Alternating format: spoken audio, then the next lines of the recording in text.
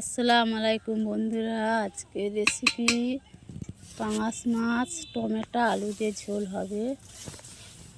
মাছটা সব মশলা দিয়ে মাখিয়ে রেখেছি আগে থেকে। কড়া বসিয়ে দিয়েছি, তেল দিয়েছি, কড়া গরম হয়ে গেছে। এবার মাছ দেবো। মাছ এক ফুট হয়ে গেছে, লৌটে দেবো।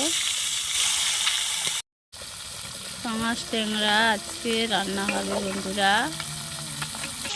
পাঙাশ ট্যাংরা বন্ধুরা ভাজা হয়ে গেছে, তুলে নেব।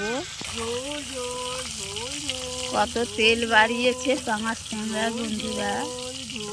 এই মাছ অনেকে খায়নি, কিন্তু আমাদের বাড়ির সবাই খেতে ভালোবাসে। আমরা এই মাছটা বেশি খাই, বাজার থেকে নিয়ে আসি। বাকি মাছগুলো এইভাবে ভেজে নেব। মাছ ভেজেছি, ওই কড়ায় তরকারি বসাবো বন্ধুরা। পেঁয়াজটা আগে থেকে ভেজে রেখেছিলাম একটু বন্ধুরা, তাই ওই পেঁয়াজ ভাজাটা আবার তেলের মধ্যে দিলাম। আলু দেব, আলুটা কষি নেব।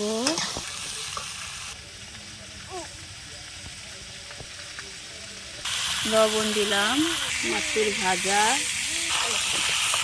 হলুদের গুঁড়ো 1 চামচ, লঙ্কার গুঁড়ো 1 চামচ নেড়ে দেবো। নাড়াচাড়া করে আলুটা কষিয়ে নেব। আলুটা কষিয়ে নেব বন্ধুরা। আমরা বাঙালি আলু খেতে ভালোবাসি, আলুটা প্রায় আমাদের হয়।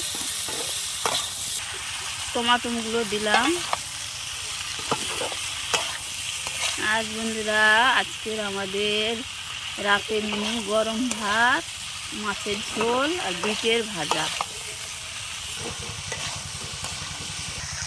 ভাইপো রোজা খুলতে যাচ্ছে, উঁচু করবে বন্ধুরা, ঘাটে নেমেছে, মসজিদে যাবে রোজা খুলতে।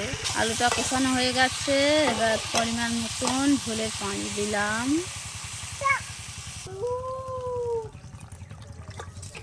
উঁচু করে চলে যাচ্ছে বন্ধুরা।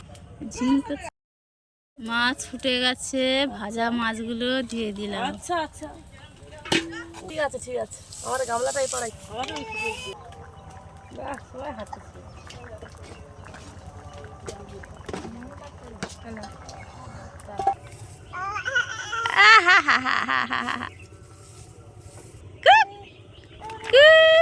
টুকি টুকি টুকি বাকি আছে, আর একটু ঝোল মললে নামাবো বন্ধুরা।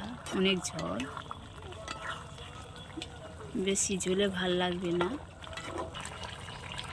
আলু সিদ্ধ হয়ে গেছে, তরকারিটা বন্ধুরা হয়ে এসছে।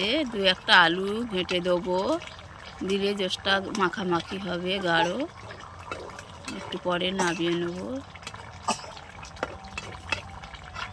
তরকারি হয়ে গেছে, নামিয়ে নেব। তরকারি হয়ে গেছে, ভাজা মশলার গুঁড়োটা ছড়িয়ে দিলাম, জিরে ভাজার গুঁড়ো।